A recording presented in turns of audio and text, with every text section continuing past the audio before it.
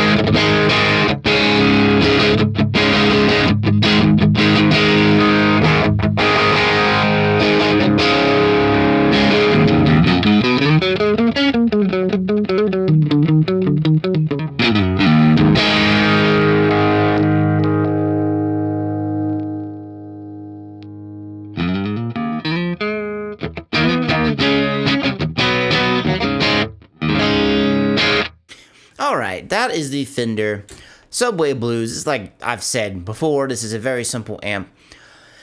It does okay, to be honest with you. I know it's EL84s, and I find, for some reason, this thing kind of feels like maxed out from the beginning. The clean sound is okay on it. I say that because I just did some of the Fenders on here, and the clean sound on there is like absolutely excellent. So I'm comparing it to that. The clean sound on here is okay. I find this thing excels when you get it like a little bit overdriven. Just kind of like, kind of around 3, right when you're starting in the breakup and you kind of getting that chunking going on in there. I find like kind of like around here.